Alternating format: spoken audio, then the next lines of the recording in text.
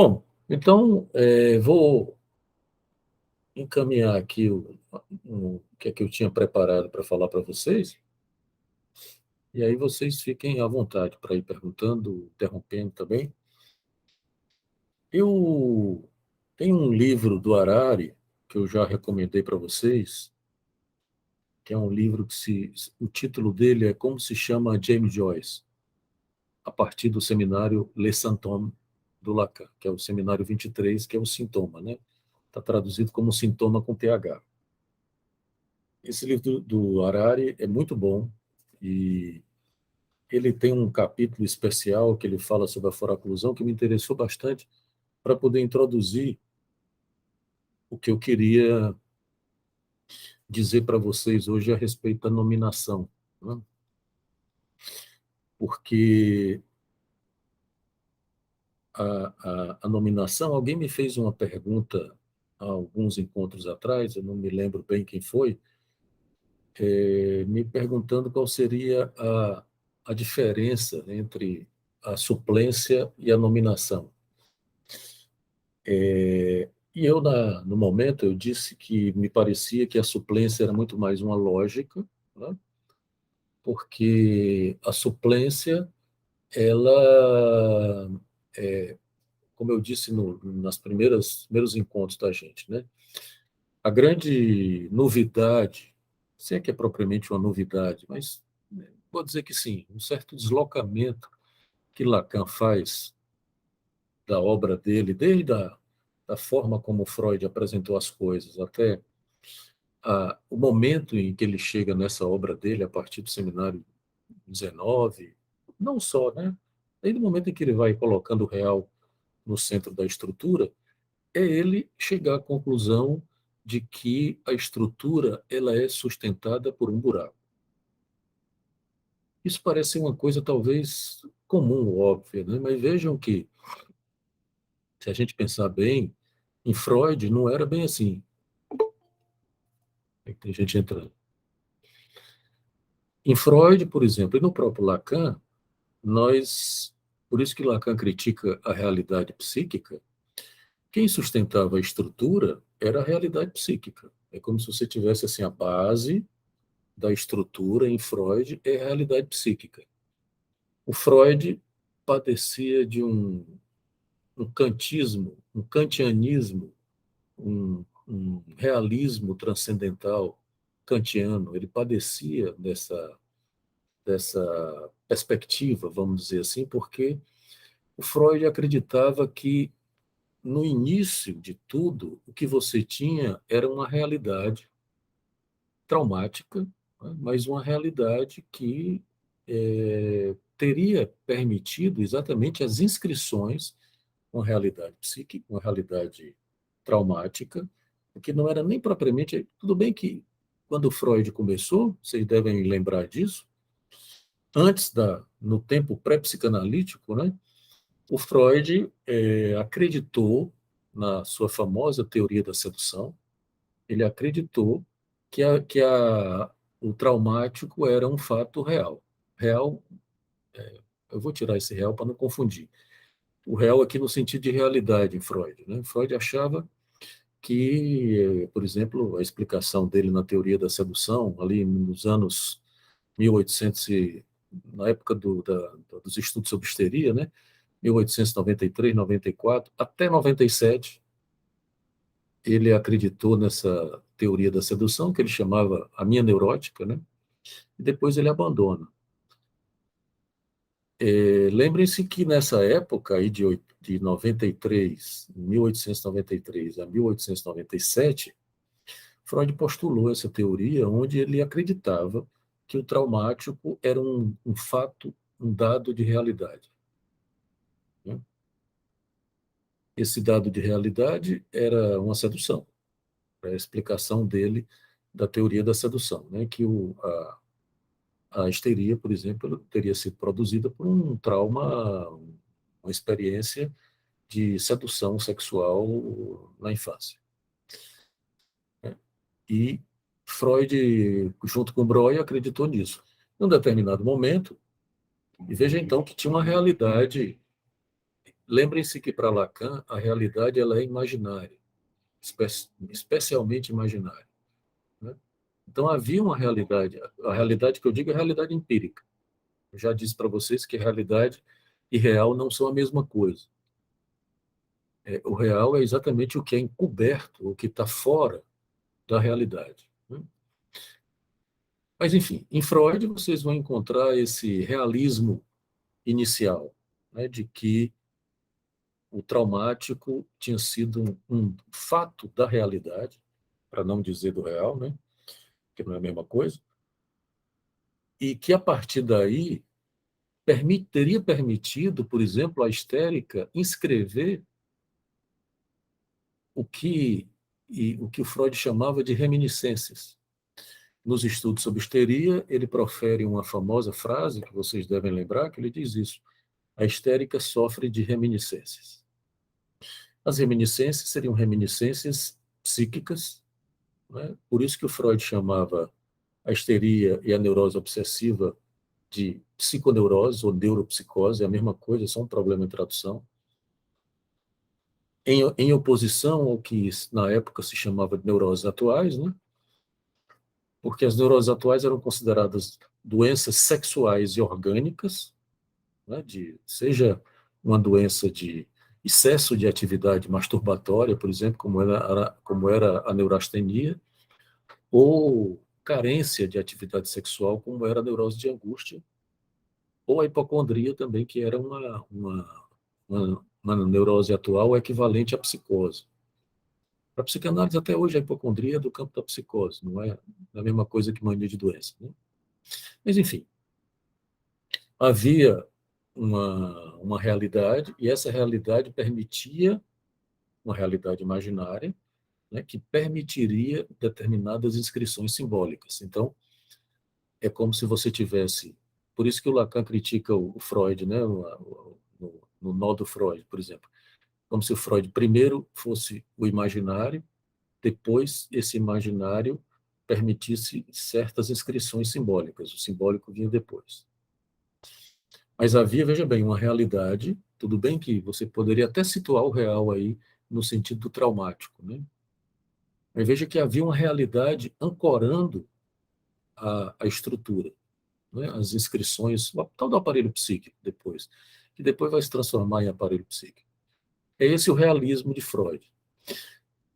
Tudo bem que o Freud se dá conta em 97, né? 1897, ele abandona a sua neurótica, como ele mesmo diz, ele manda uma carta para Fliss, dizendo que não acredito mais na minha neurótica, que era exatamente essa teoria, porque ele se dá conta exatamente de que o trauma não era propriamente da realidade, mas era de uma outra realidade fantasmática ou de uma realidade psíquica, tá?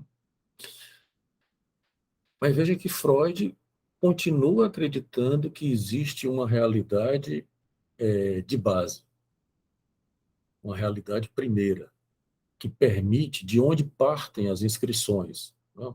Uma realidade que seria traumática, por exemplo, né? Então, é esse o kantismo de Freud, o kantianismo, eu não sei qual dos dois adjetivos é o mais correto ou o correto, mas essa ideia de que era um pouco a ideia de Kant, né, de que a história da coisa em si, né, de que acho que tanto Freud como Lacan foram influenciados por Kant nessa história, de que é uma coisa em si que a gente faz um tipo de conhecimento dessa coisa, mas o fenômeno, que é o que nós construímos sobre a coisa, não é a própria coisa, né? É apenas uma inscrição, que é parecido com depois a história do significante, a coisa, a palavra mata a coisa, e etc. Até aí tudo bem. O problema é que tanto Freud como Lacan, até um determinado ponto, pelo menos o Lacan até um determinado ponto, acreditaram na manutenção, na existência dessa coisa, né?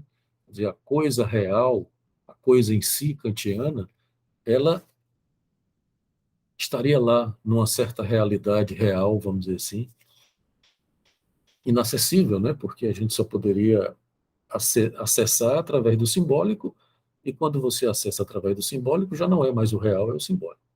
Né? É uma palavra, é um significante. Tá? É, estão me acompanhando nisso? Quer dizer, tem uma realidade de base que é isso que o Lacan depois critica em Freud, aqui já no RSI, né, que a gente falou na vez passada, né, do nó de Freud, de que a realidade psíquica teria feito exatamente para que o Freud pudesse introduzir o real, ou nomenar o real, ele precisou da realidade psíquica. Então, a realidade psíquica foi a forma. Tem umas coisas interessantes em Freud, assim, antes da gente entrar nesse texto do Harari, que é o que eu quero apresentar para vocês hoje, e mais alguma coisa, se der tempo. Tem algumas coisas curiosas em Freud, porque, por exemplo, tanto o Édipo, como a realidade psíquica e o Édipo, que Lacan sinalizou como sendo esse quarto elo, né, do Freud, que faz esse nodamento do real, do simbólico, do imaginário e do simbólico, que é o nó de Freud, é R e S. Né? É, o, o, o Freud também tinha determinadas coisas curiosas. Né? Não sei se vocês já ouviram falar como é que o real aparece em Freud e como é que o Freud tenta explicar o real. Né? Por exemplo, para vocês verem como o Freud resguardava um certo realismo kantiano. As chamados fantasmas originários, ou fantasias primitivas, tem esses nomes, depende da tradução, são fantasias, eu prefiro chamar de fantasias primárias ou originárias, que são as que Freud, de alguma maneira, propôs que seriam universais, né? Edipicamente universais, que são aquelas três que vocês conhecem, né? A fantasia de sedução, a fantasia de castração e a cena primária. A cena primária é aquela suposição de ver os pais tendo uma relação sexual que a criança produz, né? Isso para Freud seriam três fantasias estruturais, vamos dizer assim, e que seriam também meio que universais dentro da estrutura. Né? E o Freud se pergunta por que seriam universais, né? Como é que poderiam ser universais? E aí o Freud ele sai com uma tirada meio junguiana. Não sei se vocês lembram, que é a história da filogenética, né? Que é aquele papo de que, em algum momento, você vê onde entra a tal do realismo kantiano de Freud. Quer dizer, para Freud, em algum momento na história filogenética da espécie humana, alguém castrou o filho no real, né? Cortou o pênis da criança, por exemplo. É claro que Freud não leva isso muito adiante. Ou, em algum momento, a criança foi realmente, na história da a filogênese da espécie humana, a sedução ocorreu, né? E a cena primária também. Então, é como se Freud situasse, né, esse real, o real, né, que rigorosamente é o real do sexo e da morte, né? Ele situasse num certo realismo filogenético, meio mítico, meio estranho, inclusive, né? Porque o Jung mantém esse papo, né? O Jung leva isso adiante na história dos arquétipos e tal, que é o caminho que o Jung toma. O Freud, meio nessa época, ele fala disso um pouco ali no Totem Tabu, se eu não me engano. Ele não leva isso muito adiante, deixa por lá, mas também nunca recusa diretamente. Né? É, então, e veja bem, isso é uma coisa muito curiosa, porque ela está impregnada, essa ideia de que existe um real, ou uma realidade primeira, e que as coisas partem dessa realidade primeira, traumática, se inscrevem, ela, na verdade, é um preconceito lógico, um preconceito do nosso pensamento. Né? A gente pensa assim, é como se fosse uma condição de pensabilidade nossa. Né? e que Lacan está querendo exatamente quebrar com isso. A gente raciocina dessa maneira, a gente pensa logicamente dessa forma. E o Lacan fez isso, o Freud também, né? E, enfim, nessa ideia de um realismo originário, né? Que esse realismo originário, como é, por exemplo, o caso do corpo. A gente está, a Suiane está aí, não sei se mais alguém faz parte, mas a gente está discutindo uma questão muito parecida, mas na Judith Butler, num grupo de pesquisa e estudos que a gente tem na universidade, sobre a questão do corpo, né? Sobre a materialidade do corpo. Como é que o corpo, se o corpo vem do organismo, dessa realidade material do organismo ou não, né? Ou se a realidade material do corpo é construída. Enfim, é interessante porque a Butler está se debatendo com isso, naquele livro dela, Corpos que Importam, né? Ela está se debatendo com isso e tentando dar uma saída para não considerar, porque é como se a Butler não gostasse dessa ideia, né, desse realismo kantiano prévio, né, dessa realidade prévia. Ela está se debatendo com isso e está propondo outra coisa, né? Que, por exemplo, nos estudos de gênero, a Butler é a maior representante, né? Você tem essa história de que existe o sexo, que é biológico, uma proposta de uma dualidade, né? Que existe o sexo, que seria orgânico, né? E haveria o gênero, que seria exatamente uma construção histórica, simbólica e cultural que viria a partir da biologia do corpo, né? Do sexo do corpo, que não guardaria necessariamente uma relação direta, porque o gênero pode ser diferente do sexo e tal. Enfim, é esse o papo que rola não vou entrar nisso porque não é o nosso tempo.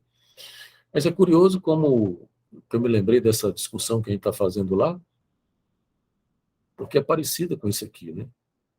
Esse nosso preconceito, uma preconcepção de que existe uma realidade primeira e que as coisas se originam daí, uma realidade material, concreta, traumática, o que for. Que é um pouco essa história do Freud, das filogênias e tal. Pois bem, o que eu estou sinalizando para vocês agora é que o próprio Lacan, quando ele coloca o real no centro da estrutura, ele está fugindo e acabando com isso no campo. Acabando com isso não, porque Lacan não tem esse poder todo, né? Mas ele está propondo, a partir da perspectiva, da sua perspectiva, para a prática psicanalítica, ele está propondo que nós não pensemos mais assim, de que haveria uma realidade primeira ou última, né? Tanto faz, que nós abandonemos esse realismo kantiano, porque o que ele está propondo é isso, é que o primeiro estágio, é claro que essa coisa de estágio é uma bobagem, porque vocês já sabem que Lacan trabalha de uma forma sincrônica, né? Porque aquela velha pergunta, quem nasceu primeiro, o ovo ou a galinha, o real ou o simbólico ou o real, né? Mas a gente sabe que o imaginário sempre vem depois, entre aspas, porque também é sincrônico, né? Mas, enfim, o realismo freudiano da realidade psíquica, do Édipo, né, de que, veja que o Freud também, o Édipo é uma realidade, né? É como se o Freud visse ali. O Freud não trata o Édipo propriamente, ele trata o Édipo, algumas coisas do Édipo, numa perspectiva lógica, mas ele trata também numa perspectiva muito realista, né? No sentido de que existe um realismo da realidade, né? Que o Édipo, a criança passa e tal, e etc. Não que isso esteja errado, né? Mas lembre-se que o Lacan logiciza essas questões. Por exemplo, o Freud já tinha logicizado o falo, por exemplo, né? Ele deixa de usar o termo pênis e passa a usar o termo falo, e isso já é uma logicização do falo. Mas, de todo modo, Freud tinha essa pregnância, né, dessa realidade no Édipo, a tal da realidade psíquica, que que é exatamente isso que o Lacan está criticando, quando a gente falou na vez passada da nominação do real que Lacan critica em Freud, né? Do nó de Freud que a gente viu aqui. Se vocês quiserem, se não lembrarem, eu posso fazer depois aqui para a gente lembrarem a diferença do nó do Freud para o nó do Lacan, que é o nó do Santônio, né? Mas deixa eu explicar a lógica e depois, se vocês quiserem, a gente vai para a topologia e mexer. Só mostrar. Acho que ele está aqui. Deixa eu ver se esse aqui se é o nó. Esse aqui é o nó do Santônio, tá vendo? Lembrem-se que a Cecília, que está vindo hoje, nós estabelecemos aqui que o real é o azul, o imaginário é o verde e o vermelho é o simbólico, tá? E o amarelo é o quarto elo, que pode ser o Santônio, na realidade psíquica, dependendo da posição que ele esteja, tá certo? Vejam que esse aqui é o nó do Santônio, porque ele está inodado, ele está fazendo a nominação do simbólico. O simbólico não solta, né? Oxi, agora desatou tudo, o bicho abriu aqui. Para você ver como é borromeano, tá vendo? Bom, eu não vou fazer de novo, não. Depois eu faço, se vocês quiserem. Então, veja bem, o deslocamento que Lacan está propondo é muito interessante. É um deslocamento lógico e estrutural muito interessante, que muda, que faz uma certa convulsão, vamos dizer assim, na nossa forma de pensamento. Porque é como se ele estivesse propondo: abandonem o realismo kantiano, transcendental kantiano, e não considerem mais que tem uma realidade prévia, nem sequer para o corpo. Veja como isso vai nos ajudar depois lá com a Butler, tá? Na nossa conversa lá na universidade com a Butler. Nem o corpo. Não existe realidade primeira, como seria em Freud, de onde seria a base, de onde as coisas brotariam, ou as inscrições psíquicas se constituiriam. Né? O que é que Lacan está propondo? Não é isso. Ele vai dizer o quê? Primeiro é o buraco. Primeiro é a falta, a falha, o buraco, o que quer que seja. Quer dizer, e mais, veja o que é mais interessante ainda, a ideia de nominação tem a ver com isso. Não é que você teria uma realidade plena, toda, como é em Freud, e que o buraco incidiria sobre essa realidade, o traumático, o buraco incidiria, por exemplo, mais ou menos a lógica de Freud do narcisismo primário é essa, né? O narcisismo primário como uma totalidade imaginária e tal, e que a castração viria fazer buraco, né? Veja que o que Lacan está propondo também não é isso. Tá? É muito mais radical, é muito mais convulsivo e muito mais subversivo. Ele está dizendo que nós partimos do buraco, nós não partimos de uma realidade ou de um real. Tudo bem que tem um real aí porque tem buraco, né? Mas lembrem-se que o buraco é uma propriedade do simbólico. Só para lembrar para vocês. Vocês estão me ouvindo, gente? Oi? Sim, sim. Estou ouvindo perfeito. Vocês estão em silêncio danado, às vezes o negócio para aqui e a gente não. Sim. Aqui, ó. Oi, Felipe. Então, nós não partimos de uma realidade primeira que depois é esburacada. Não. O buraco é primeiro. Tá? Quer dizer, a falha, a falta da estrutura é primeiro. Tá? É exatamente o buraco, e é exatamente por isso que o buraco no nó de três, né? Ele é central, você já conhece essa história. Estou querendo pegar o nó aqui, mas deixa para depois. Então, exatamente por isso, quer dizer, é uma coisa muito interessante, porque nós teríamos que pensar exatamente que, por exemplo, a ideia de organismo, ou a ideia de real, por exemplo, nós já tínhamos conversado sobre isso aqui, quer dizer, que o corpo real não é o organismo, né? Quer dizer isso, né? Advém daí. O corpo real não é o organismo. Não é assim. Você tem o real do orgânico e sobre esse real do orgânico vai se fazendo buracos como as bordas artificiais do corpo. Isso é mais ou menos a ideia freudiana e do próprio Lacan no primeiro momento, né? Naquele momento do simbólico. Agora não. Nós partimos de um buraco. É o buraco que permite a estrutura. É o traumatismo, já falei dele aqui, né? O traumatismo, que em francês é buraco e traumatismo, né? Traumatismo com trou, que é buraco, e é desse traumatismo que a estrutura parte. Né? Portanto, veja bem, é como se você, não por acaso, que no nó de Lacan, por exemplo, na nominação simbólica, né, você vai ter o santoma como sendo alguma coisa que sustenta o simbólico, o buraco do simbólico, no original. Né? Quer dizer, nós partimos do buraco do simbólico. E a partir daí, você vai ter o real e o imaginário. Né? Que é mais ou menos essa lógica do Lacan.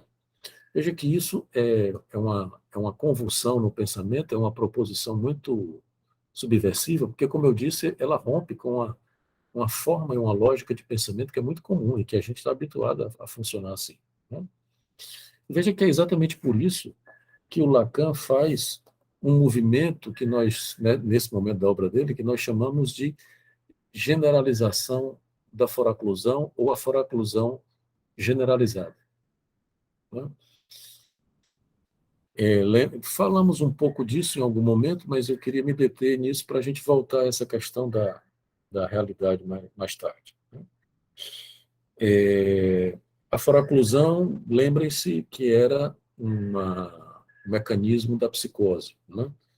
Lá no texto que eu recomendei para vocês lessem, né?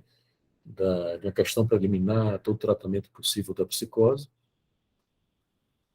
a foraclusão era a foraclusão de um determinado significante. Não sei se, imagino que todo mundo saiba o que é foraclusão. Né? Se não souberem, me digam que eu explico um pouco. É um mecanismo, rapidamente, é um mecanismo que não é o recalcamento, né? Que implica alguma coisa que não é escrita, do ponto de vista psíquico ou do ponto de vista da linguagem. Né? Não é escrito. Então, nesse momento, a foraclusão deixa de ser um mero mecanismo de balizamento da psicose. Tá? A foraclusão ela ganha um estatuto estrutural. Quer dizer, a estrutura se funda a partir de uma foraclusão originária.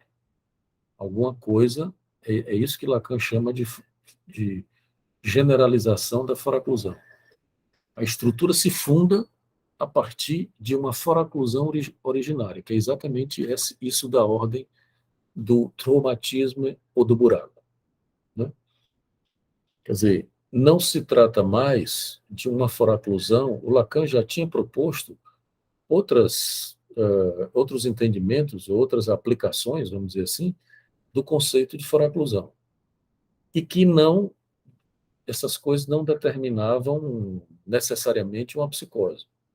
Né? Quando se trata de uma foraclusão do nome do pai, isso é considerado, vamos dizer assim, de uma certa forma tradicional em Lacan, uma psicose. Foraclusão do nome do pai. Mas existem outras foraclusões, por exemplo. Ele falava que o Joyce, por exemplo, tinha uma foraclusão de fato, mas não era psicótico. Em determinado momento, Lacan fala de uma foraclusão da castração na neurose obsessiva, né, por exemplo. Em outro momento, ele fala da foraclusão do sujeito no discurso da ciência. Enfim, tem outras considerações do conceito de foraclusão. Né? Quer dizer, existem foraclusões diferentes da foraclusão do nome do pai. Né? Quer dizer, a foraclusão ela passa a ser um operador central na estrutura, exatamente por conta disso que eu falava antes. A foraclusão ela implica de onde a gente parte, né? De onde partimos. Quer dizer, não é uma realidade prévia sobre a qual foi incidir uma foraclusão. Não. Tá? A foraclusão é o próprio buraco. Veja que não é mais a foraclusão originária ou generalizada, por exemplo, não é mais a foraclusão de um significante. Tá? É a construção de um determinado buraco, que é o buraco originário da estrutura. Tá? O Lacan brinca com isso, por exemplo, no momento quando ele está falando da nominação, no seminário 23, ele diz isso, né, de que Deus chamou Adão para nominar as coisas. O problema é que a nominação do Adão já é secundária. Antes disso, teve o Fiat Lux. Né? O Fiat Lux, que foi a origem do universo. O Fiat Lux é a abertura do buraco. E se não tivesse buraco, se não tem buraco, não tem universo. E, obviamente, que nós não estamos falando do universo dos astros. Que eu vi hoje uma notícia que os caras descobriram um novo buraco negro. Vocês viram isso? Para falar em buraco, né? Por, fa... Por falar em buraco, eu vi no rádio hoje uma notícia de que descobriram um novo buraco negro muito perto da gente, da nossa galáxia, e que existe o risco da gente ser sugado por esse buraco negro. Existe um buraco no universo.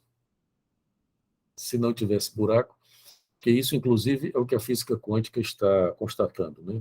De que o universo, ou a matéria, ela se compõe de buraco, e não propriamente de elementos que se unem, né? Que era a suposição anterior, né? Antes da física quântica. Você teria vários elementos que se uniriam e constituiriam a matéria, um tecido da matéria, vamos dizer assim, né? E a constatação atual não é essa, de que, na verdade, a matéria é um buraco, né? Ela é esburacada, não tem como fechar. Então, tudo provém do buraco. E aí é interessante isso, quer dizer, a nominação, é por isso que a gente precisa de um quarto elemento para fazer uma nominação do real, do simbólico e do imaginário. Tá? Que veja que exatamente porque a foraclusão é originária, que você precisa, e aí é a diferença que Lacan vai fazer, né? Quer dizer, o Lacan inicialmente diz o quê? Que é o nome do pai é que inoda o quarto elemento, né? É o quarto elemento que inoda o real, o simbólico e imaginário. O problema é que ele faz uma inversão, eu falei disso na vez passada para vocês, né?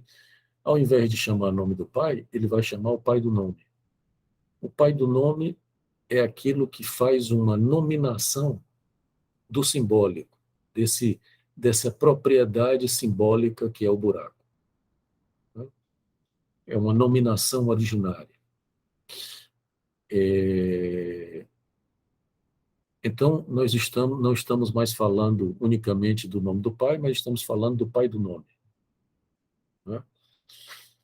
Então, veja bem, a psicanálise trabalha com... É isso, aqui eu vou entrar no texto do Harari, que eu acho muito interessante, para falar exatamente dessas foraclusões, né? De como a psicanálise trabalha com essa ideia de foraclusão e que essa foraclusão passa a ter essa dimensão estrutural. Né? E o Harari cita algumas que são muito interessantes, que eu vou colocar para vocês aqui para a gente conversar um pouco. Né? Ele vai dizer que existe uma foraclusão da linguagem. Né? Por exemplo, não há a expressão do Lacan de que não há metalinguagem.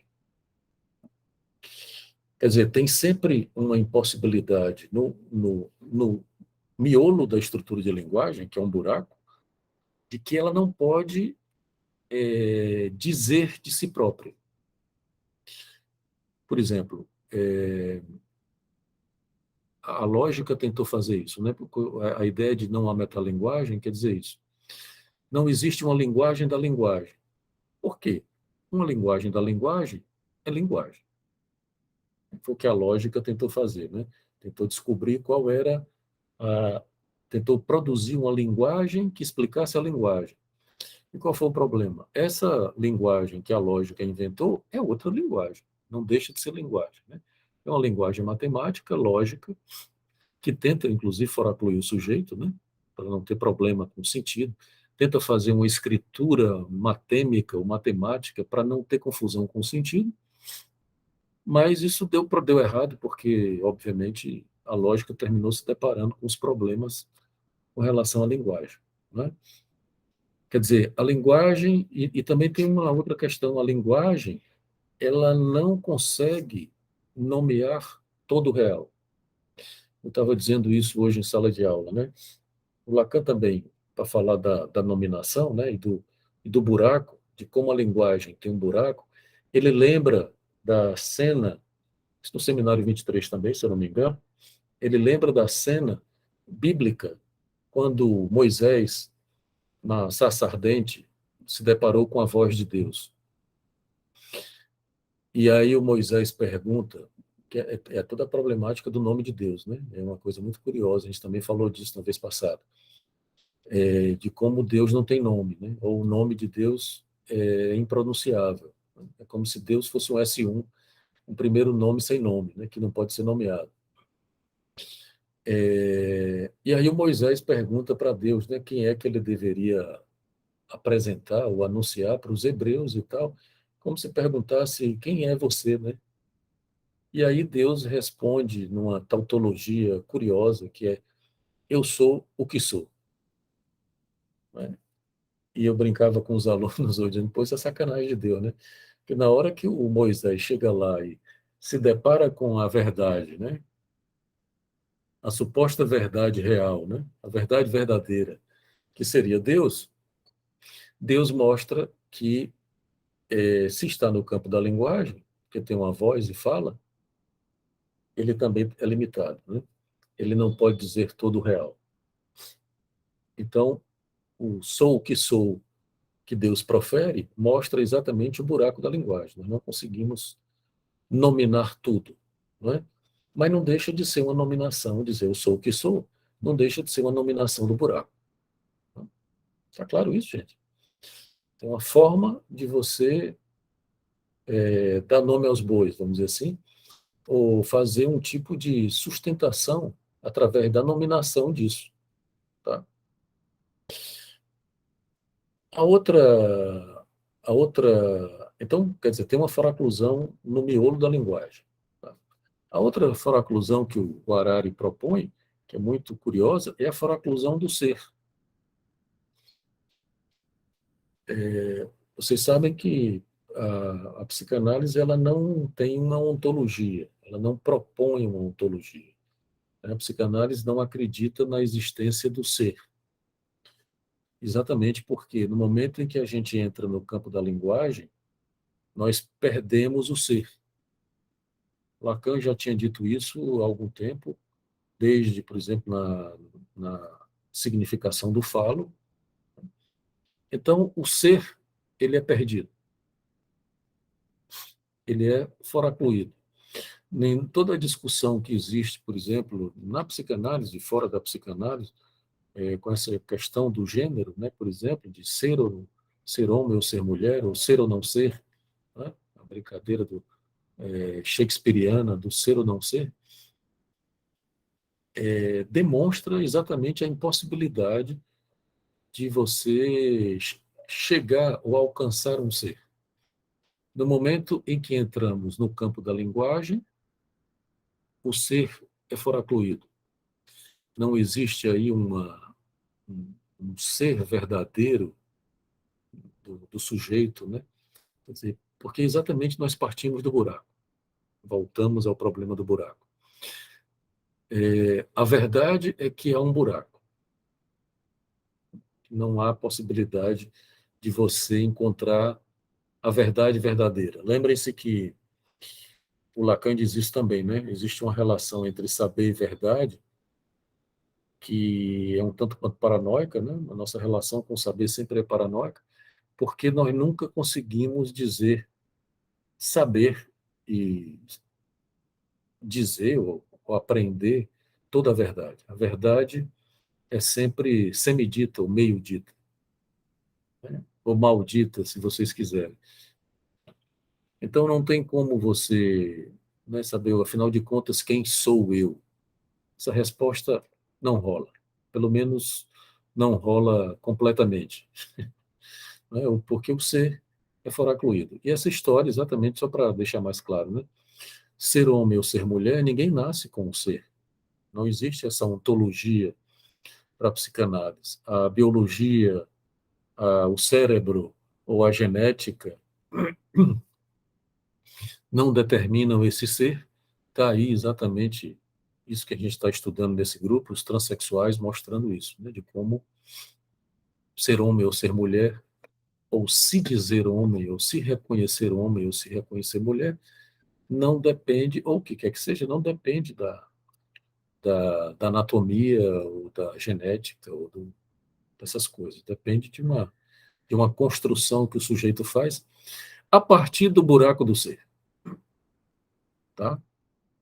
Quer dizer, não existe ser. O sujeito precisa, num segundo tempo, construir um saber sobre isso. Veja que essa história entre S1 e S2, na álgebra lacaniana, o S2 já é um saber que é secundário, né? Secundário não no sentido de menos importante, que ele vem depois. Primeiro vem o buraco, depois você constrói um saber sobre o buraco, um saber sobre o ser. Tá? Esse saber não vem de uma realidade. Só existe saber porque tem buraco. Senão a gente não saberia de nada. Não teria como saber, como acontece com os animais, né? Existe um saber do real, como diz Lacan, como é nos animais, mas em sendo do real não tem sujeito, né? Então os animais não sabem que sabem e nunca vão saber. É... E por isso mesmo a psicanálise ela é completamente anti-ontológica, né?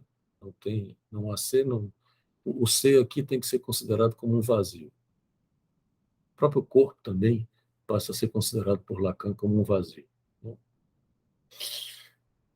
Tudo bem? Até aí? Alguma questão? Bom, vocês hoje estão num silêncio sepulcral. É, a outra foraclusão que o Harari lembra é a foraclusão do não há relação sexual, né? Quer dizer, essa ideia de que não há relação sexual porque exatamente não há complementaridade, não há possibilidade de você, por exemplo, de S1 encontrar o S2, ou de o significante encontrar o objeto, ou de você gozar tudo, né? Porque, veja bem, a fantasia de um gozo absoluto, ela é a posteriori, né? Ela é depois do buraco, né? Que em Freud é mais ou menos assim, a criança tem a totalidade narcísica primária, de onde a realidade, né, do narcisismo primário, onde se inscreve a castração, e o que é perdido ali é lançado, que é o eu ideal, né? Lembra do narcisismo de Freud? Tem o eu ideal, e o eu ideal é lançado como o ideal do eu. E o sujeito, então, vai procurar recuperar aquilo que ele perdeu no narcisismo primário, na forma dos ideais fálicos, né? Do ideal do eu e tal. Tá? Para Lacan não é assim. O buraco vem antes, né? O narcisismo já é uma forma de tratar o buraco. E veja bem, exatamente por isso, quer dizer, hoje a suposição de um todo ou de um absoluto, ela é sempre a posteriori, é sempre depois do buraco, né? Ou seja, somos nós castrados que fazemos uma suposição de que podemos gozar tudo, ou gozar o que não se gozou, ou gozar o que se perdeu, enfim, e que obviamente nunca rola, né? Tem sempre essa impossibilidade, né? Não existe o ser, né? O parletre, que é exatamente esse termo que Lacan usa, exatamente para não confundir com o ser, no sentido da ontologia, que o parletre, traduzindo, é o fala-ser, né? É o fala-ser, mas não para constituir uma ontologia, mas o contrário. Quer dizer, se não há o ser, não há também a relação sexual, porque não existe a possibilidade de você ter uma completude do ser, né? Você encontrar no outro o que lhe falta. E nem tampouco o gozo também é exatamente algo que vai demonstrar, eu já disse isso para vocês, né? O gozo não tem dialética, quer dizer, você não consegue gozar o que o outro goza, então, porque o corpo real não permite isso. Então, é por isso que Lacan afirma que não há complementaridade, né? Eu disse para vocês, acho que na primeira aula também, que Lacan passa a trabalhar a partir do seminário 20, isso fica muito claro, ele passa a trabalhar com a lógica que não é complementar, mas uma lógica que ele chama de suplementar. É a lógica da suplência. Eu lembro que eu falei disso, quer dizer, quando a gente estava falando da suplência nos primeiros encontros, eu dizia isso, que Lacan vai, no seminário 20, usar a suplência, por exemplo, na afirmação de que o amor vem em suplência à relação sexual. É porque a relação sexual não existe que o amor vem em suplência, né? Faz uma suplência a esse buraco, né? Portanto, repetindo também, porque eu já disse isso, o amor não é o produto de um encontro. O amor é o produto de um desencontro. Ele é o que faz suplência a essa impossibilidade do encontro. Ele mantém duas pessoas num laço, né, amoroso, social, que for, apesar dessa impossibilidade, né? É, tem uma outra questão que é interessante, que é a foraclusão da mulher, né? Lembrem-se que Lacan afirma, e essa é uma questão interessante, né, de que a mulher não existe. No seminário 23, tem uma passagem muito interessante que Lacan vai falar do Adão, exatamente dessa história do Adão e da Eva, né? Essa história do a mulher não existe, ele já propôs no seminário 20, exatamente mostrando como o feminino não faz universal, né? E quando ele vai falar porque exatamente o conjunto universal dos homens, ou do masculino, ele gira em torno exatamente de uma falta primeira, que é a falta do pai, né? O número um que está de fora. Como não existe essa falta do um no feminino, o feminino não faz universal, né? Não faz esse conjunto universal. Isso é muito interessante, porque o feminino ele sai da lógica. O feminino ele vai se apresentar como sendo um singular absoluto. Quer dizer, o feminino, porque veja que na lógica aristotélica, que Lacan inclusive trabalhou com ela, dos silogismos e na lógica matemática, que vem dos silogismos de Aristóteles, a oposição é entre o universal e o particular, né? Portanto, a afirmativa universal é a afirmativa particular, a negativa universal e a negativa particular. Portanto, o particular faz parte da lógica, mas o singular não. O não todo não é uma oposição ao todo, né? Porque na lógica, o, a afirmativa universal tem uma negativa universal, né? Que se opõe a ela. O feminino é outra coisa, não é uma negação do todo, é uma singularidade absoluta. E Lacan vai mostrar isso, ele vai brincar com o mito do Gênesis, né? E vai dizer isso, de que Deus chama o Adão, né, eu já falei isso, para fazer a nominação.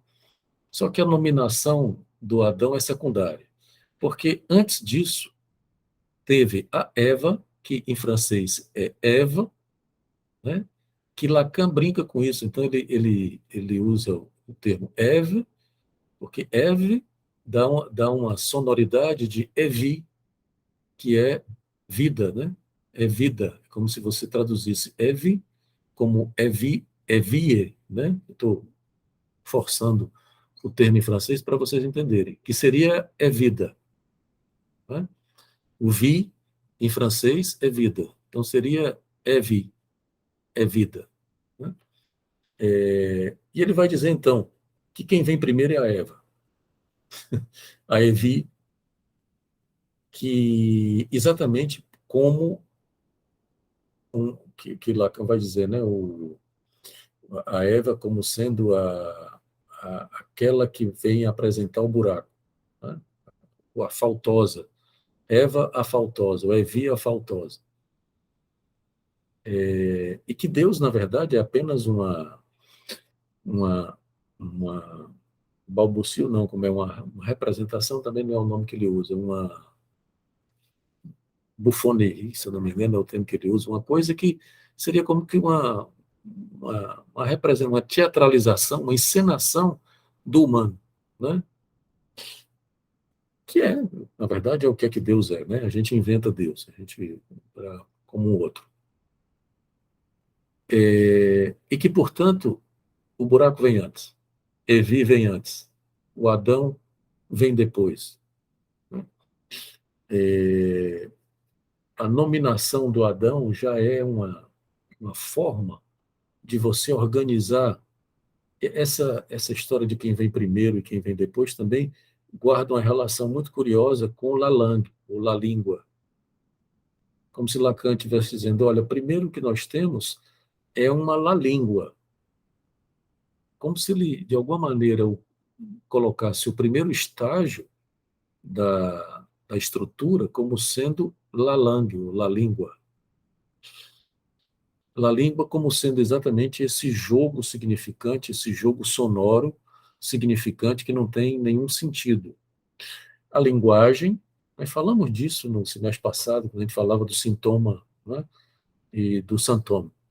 A linguagem já é um S2, já é uma organização dessa dispersão de la língua. Lembrem-se que la língua é como se la língua fosse um enxame, né, de S1, só S1, S1, S1, S1, porque la língua não tem uma significação, não tem uma amarração. O S2 já é uma tentativa de fazer uma amarração de la língua. Então, primeiro vem la língua e depois vem a linguagem.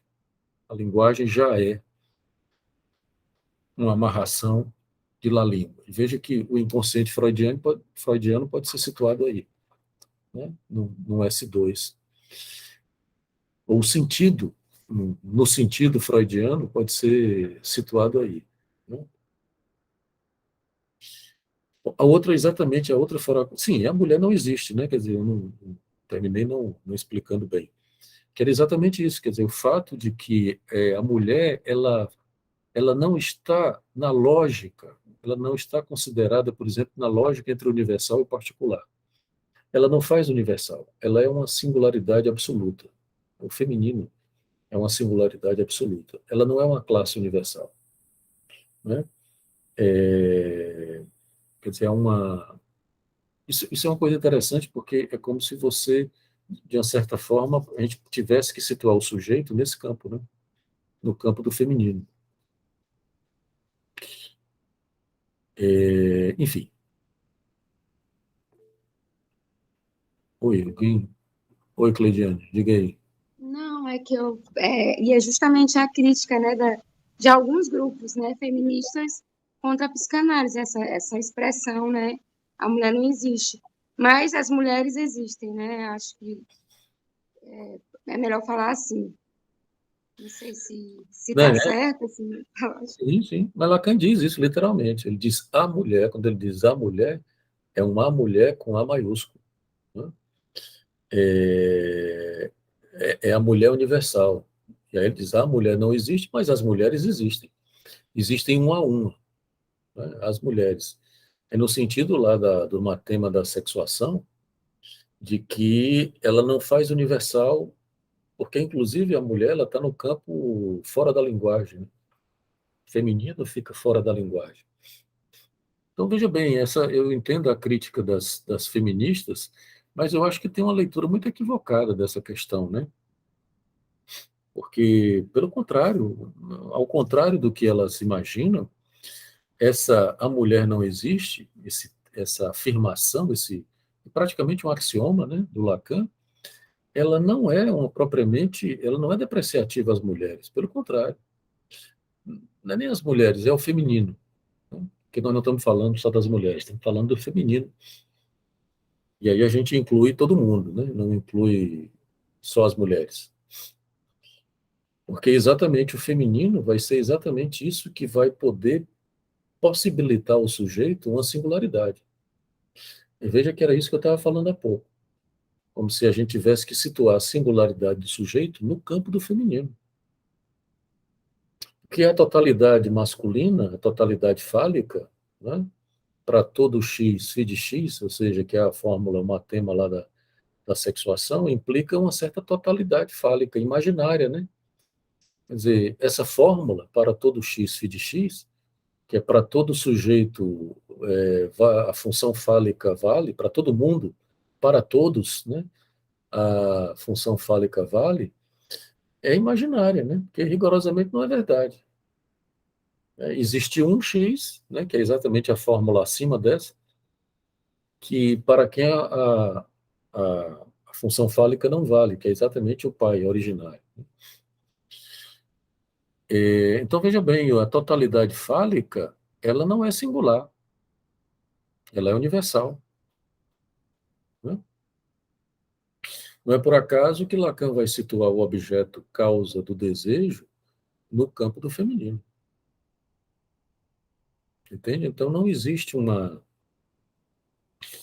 depreciação do feminino ou da mulher nessa negativa, né, de que a mulher não existe. É uma negação lógica, não é uma negação da existência da mulher, entende?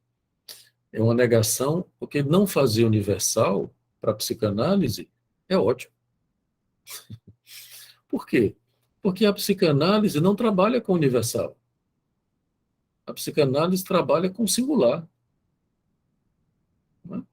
A clínica psicanalítica está sempre promovendo, se não for assim, não é psicanálise, está sempre promovendo a condição singular do sujeito. A psicanálise não está propondo o sujeito se universalizar. Daí, a complicação da relação da psicanálise com a política é por aí, né? Mas a psicanálise não está propondo, o que não quer dizer que a psicanálise seja contra, por exemplo, o sujeito participar de movimentos sociais, políticos e das massas políticas e etc. Não é isso. Mas é que a sua prática, ela trabalha com o singular, né? Então, o discurso político, por exemplo, ele é um discurso que pode até levar em conta o singular, e tem feito esforço para isso, desde o Foucault, né? Foucault introduziu isso. É... Mas ele, de todo modo, é um discurso coletivo, um discurso coletivamente universal. O que é necessário e importante, veja bem, né? O problema qual é? Que isso aparece na análise, por exemplo. Mas a direção do tratamento em psicanálise, ela implica a singularidade do sujeito e, portanto, o buraco, e, consequentemente, a nominação desse buraco. É por isso que Lacan diz de que a mulher é um dos nomes de Deus, né? Que é um desses nomes, desses seres que estão no campo do real, né? A mulher, Deus, enfim. Entende? Não sei se eu lhe respondi, Cleidiane, mas eu sei que a questão é complicada e é interessantíssimo, e é importante, né? Agora, obviamente que isso pode ser usado para fazer algum tipo de depreciação da mulher, o que não é o caso de Lacan, né? Não é o que Lacan faz, e não é o que a clínica psicanalítica faz, né? Não é assim, não é como os homens fizeram, né? De que a mulher não existe ou só existe na fantasia masculina. A mulher só existe para o homem. Não é isso. Pelo contrário, né? O Lacan diz isso, na fantasia perversa masculina é assim que funciona, né? A mulher só existe para o usufruto perverso do homem, na fantasia perversa masculina. O que Lacan está dizendo é exatamente o contrário, que a mulher não existe nesse universal sexual e que exatamente por isso ela está logicamente fora dessa, desse jogo lógico entre o universal e o particular. E que exatamente por isso que ela pode fazer furo, pode causar o desejo, fazer buraco, enfim, né? Ser o nome do buraco, né? O nome do real, por exemplo, a nominação do real. Tá certo?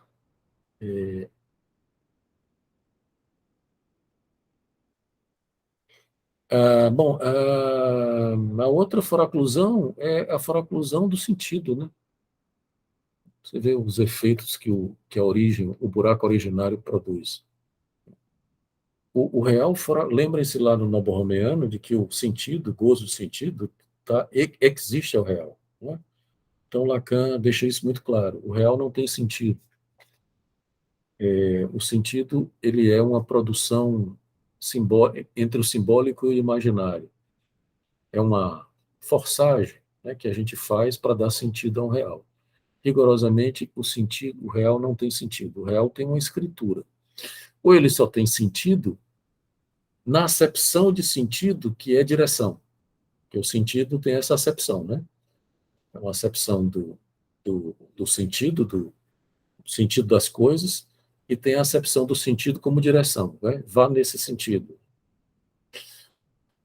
O real tem um sentido porque tem uma escritura possível, como, por exemplo, as fórmulas matemáticas ou as fórmulas físicas, né? Teoria da relatividade, ou a teoria da gravidade, né? A fórmula. O Lacan pega essas coisas e vai mostrar como são fórmulas do real, né? São escrituras do real, né? Então, o sentido, ele, inclusive nesse momento, para Lacan, ele vai estar muito mais preocupado, e veja que exatamente em La Língua, ou na lógica primária, originária de La Língua, não tem sentido. O sentido só vem com S2. Uma certa amarração de sentido só é possível ser dado com S2. La Língua, ela é sonora, é fonética, ou fonética de fauno, né? Lacan faz essa brincadeira. Ela é sonora, ela não é de sentido, não tem sentido. É exatamente, veja que é por isso que o Lacan gostou tanto do Joyce, né? Porque o Joyce brincava com isso. O Joyce tirava o Ferenczi, que é um, um psicanalista, ele não é francês, ele é belga, se eu não me engano, que é muito bom. Eu estou lendo um livro dele aqui, muito bacana, se chama Leitura do Santôme, Lecture de Santôme, leitura do Santôme, né? É, e ele diz isso, de que o Joyce, ele tentou de uma maneira muito curiosa, fugir do autoritarismo da língua. E veja que a língua, rigorosamente, se a gente for parar para pensar, a língua ela nos é imposta e ela é autoritária. Ela exige, por exemplo, de que eu fale de uma determinada maneira. Vocês só estão me entendendo aqui, por exemplo, porque eu estou submetido ao imperialismo da língua, não é? Quer dizer, estou falando dentro de uma determinada estrutura, de uma determinada forma, produzindo determinados sentidos e etc. O Joyce e alguns poetas, algumas pessoas, o objetivo do Joyce era exatamente produzir uma outra língua. Né? Ele usava, Joyce sabia 19 línguas, se eu não me engano, acho que eram 19. Era um gênio, né? Ele conhecia 19 línguas. Então ele jogava, na obra dele, ele joga de uma maneira curiosa, com várias línguas, né? E o Lacan brinca com lelang, né? Lelang são línguas. Lelang, que é parecido com Lalang, né? Lelang são várias línguas. E o Joyce fazia isso. Mas para fazer isso, ele precisava retirar, ele precisava trabalhar com o fonético, com o sonoro, e não com o sentido da língua. Entende? Então, o sentido, ele está foracluído. Ele não existe um sentido último, né? Sentido verdadeiro. E volta à questão do saber e da verdade que eu falei há pouco, né? A verdade é semidita. Então, não tem um sentido último que você possa dar, porque a linguagem não tem pé nem cabeça, né? Não tem rabo, não tem. Ela é uma estrutura que borromeana, inclusive. Né?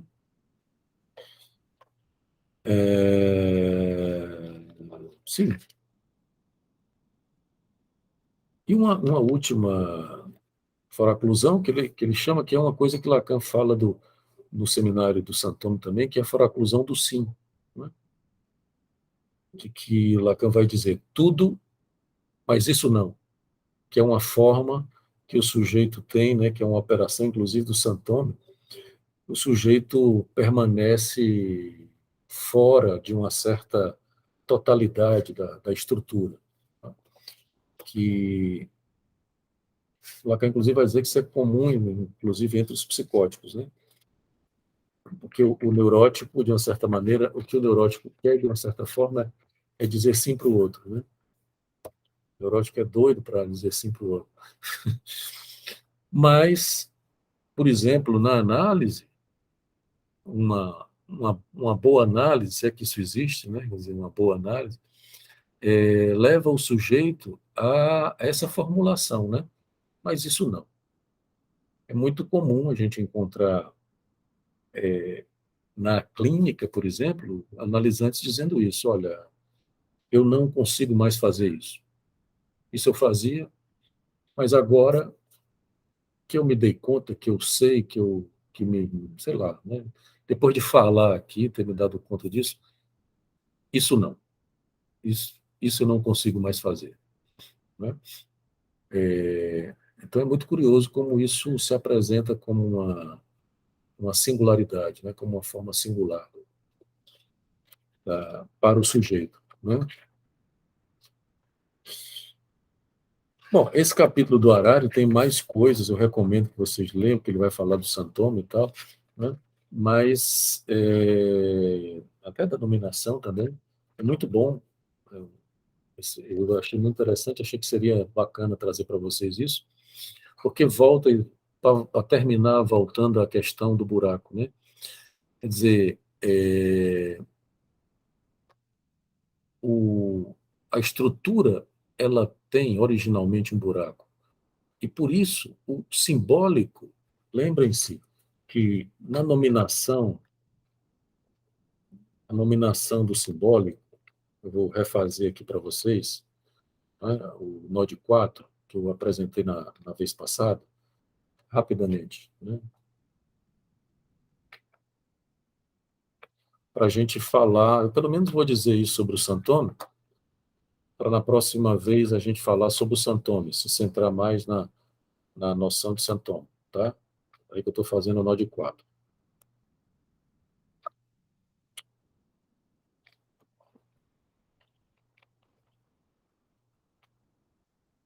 Aqui para vocês verem, vocês estão dando para ver. Da maneira que eu fiz na vez passada. Tá? Você faz os dois falsos buracos. Tá? Então, veja bem, esse nó aqui é o nó do Sant'Antonio, que é o nó da nomeação simbólica, nominação simbólica, tá? Lembrem, eu puxo o simbólico é o vermelho, o azul é o real, o verde é o imaginário. Eu puxo o simbólico e o santônimo, que é o amarelo, e eles não vão, tá? Se vocês lembram, ó, se eu puxar aqui, você vai ter dois pares. Lembrem-se que esses pares, eles são dois falsos buracos. Lembram? Tá aqui, ó. São dois falsos buracos, tá? Nessa disposição do nó de 4, você vai ter um falso buraco do lado, que é o falso buraco entre o real e o imaginário, que é o azul e o verde, e do outro lado, um falso buraco entre o simbólico, que é o vermelho, e o santônimo, tá? O nó de 4, ele é feito de dois falsos buracos. Tá aqui, ó, um falso buraco e outro falso buraco, tá? Vocês lembram do que é o falso buraco, né? O que é que isso quer dizer? Ele quer dizer o quê? Que o santome, eu vou fazer assim para ficar mais claro, o santome é o amarelo, o santome, ele vem nominar o buraco do simbólico. Ele vem fazer uma suplência ao buraco do simbólico, tá?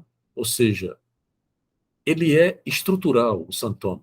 O santome, não sintoma, tá? Na próxima vez eu posso fazer a distinção melhor entre sintoma e santoma. Eu estou falando do santome, não do sintoma.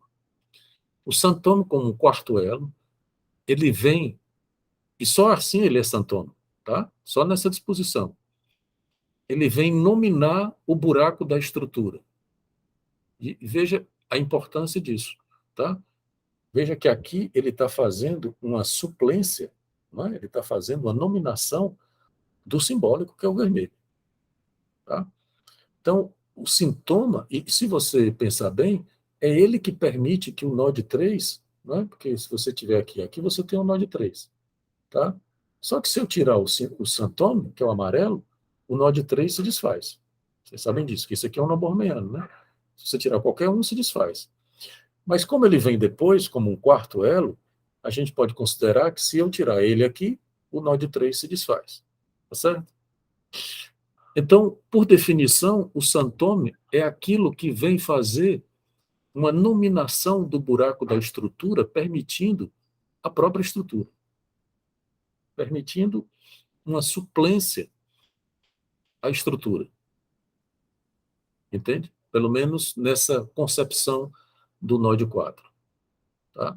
É como se o enodamento da estrutura é dado pelo santônimo,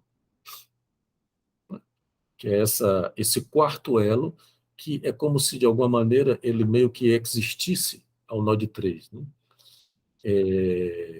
Eu já disse para vocês que tem uma polêmica sobre essa história do nó de 3 e do nó de 4, mas, enfim, o fato é que, por definição, a gente teria que pensar o santônimo dessa maneira. Não tem nada a ver. É claro que ele, de uma certa maneira, guarda uma relação com o sintoma, né? Mas que na próxima vez a gente pode ver com mais detalhes. Mas, rigorosamente, ele não é um sintoma, ele é apenas aquilo que mantém a estrutura inodada, através de uma nominação do simbólico. Tá? Não é, veja como é diferente, não é uma nominação do real, que era o nó de Freud. Deixa eu tentar fazer rapidinho aqui para vocês. O nó de Freud. Que é isso aqui.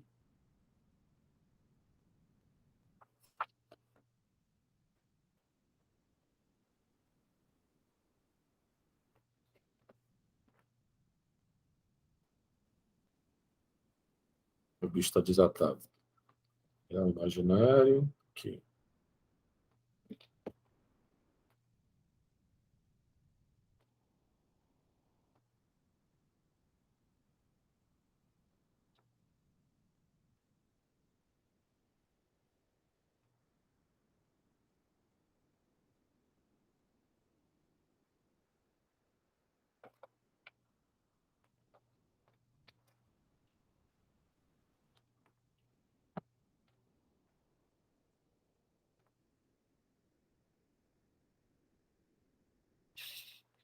Ó, aqui você tem o santoma fazendo. O santoma não, a realidade psíquica, né? Aqui já não é mais o sintoma.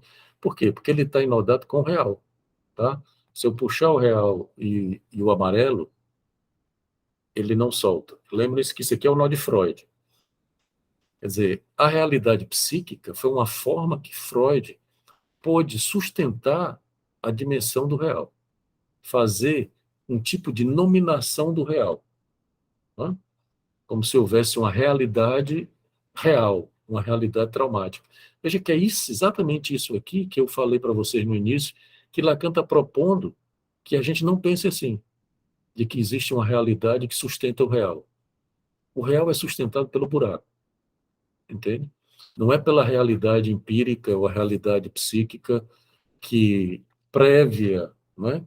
Que sustenta o real. É como se você pensar no corpo, por exemplo, mais ou menos isso que a gente falava antes, que é a discussão com a Butler, né? Quer dizer, não tem uma realidade orgânica do corpo por sobre a qual o real do corpo se institui. Não. E para terminar mesmo, porque são 10 horas. Pensem o real como o infinito. Tá? O real não é a realidade, não é a concretude. Pensem na matemática e pensem no infinito. O infinito é um buraco. Não é? Entre dois números, entre 1 e o 2, tem um infinito. Você não alcança. Então, isso permite que a gente pense o real como uma questão lógica, inclusive, e também topológica, e não uma questão empírica. O empírico, para Lacan, nesse momento, cai completamente por terra.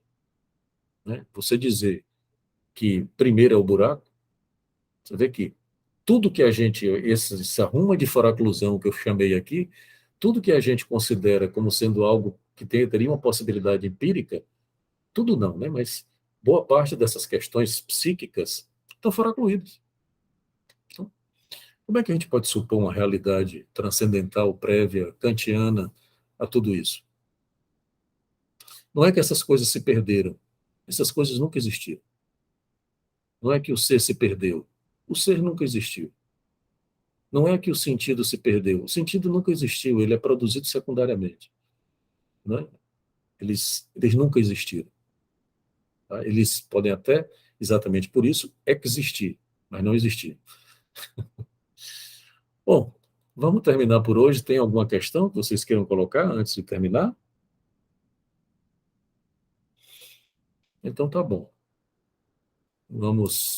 Vou parar aqui a gravação. Tchau para Obrigado. vocês. Até a Tchau, próxima. até logo. Tchau, boa noite, professor. Tchau. Obrigada, Leonardo. Boa noite. Tchau, tchau, Cecília.